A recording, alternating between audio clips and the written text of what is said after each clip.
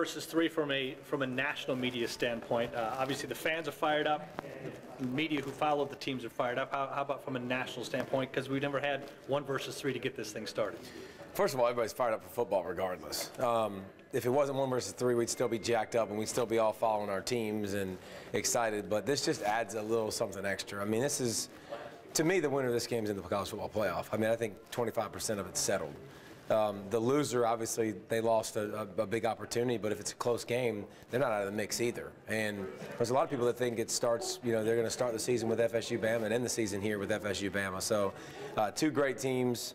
The storylines are flowing with Nick Saban and Jimbo and, just the talent on both sides of the field. So I think it's going to be a heck of a showdown just to kick off the season, and hopefully we keep getting these matchups to start the season with the playoff has kind of created some of that, and I hope we can continue that. As a former player, did you like playing in games like this, big games right out of the gate, or did you kind of like to ease into the season? So different. Your whole off-season thought process is completely different.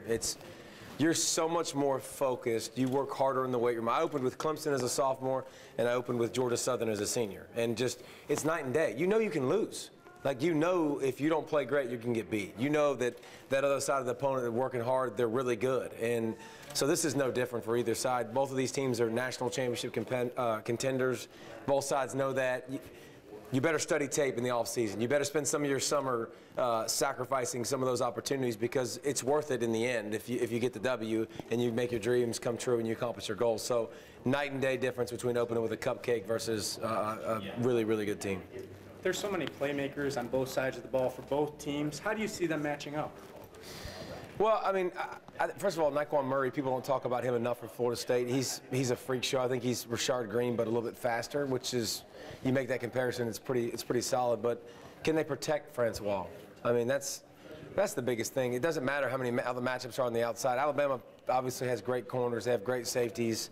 That's not going to be an issue. But can they block Alabama up front? And listen, you're not going to know a lot of the names, but Evans and Jennings and Payne, like these guys this is what Alabama does. They just plug guys in. Like Reuben Foster. How do you replace Reggie Ragland? Well, there's Reuben Foster. How do you replace Upshaw and just C.J. Mosley and the list just running back? How do you replace Yeldon? Well, some guy, some big sucker at 6'2", 230 pounds wins the Heisman at Alabama.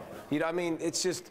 You got Eddie Lacy, then you got guys like, it just keeps coming. It's just the talent's crazy, and you'll get to know some of these guys soon, but can they protect the offensive line of Florida State that allowed Francois to get beat up last year? Can they protect against Alabama's front seven? Then the weapons don't matter if you can't block. Where do you think Florida State might have an advantage in this game? I think Florida State has more experience. Getting Derwin James back, another guy obviously who's a playmaker, but they've got a lot of guys that have played in big games now, and they got a lot of guys coming back returning. And when you have guys, they know expectations. They've played in big games, and for Alabama, you got a lot of guys that they have seen big games, but they haven't been the main guy. And then the guys behind those guys that are rotating in from a depth standpoint haven't played really much at all. So I think it's just experience. Florida State's been there. They have a lot of guys that have played a lot of games, and Alabama's replacing a lot of starters and a lot of. I mean, I think 8 or 9 guys in the first 3 rounds of the draft. So a lot of talent too.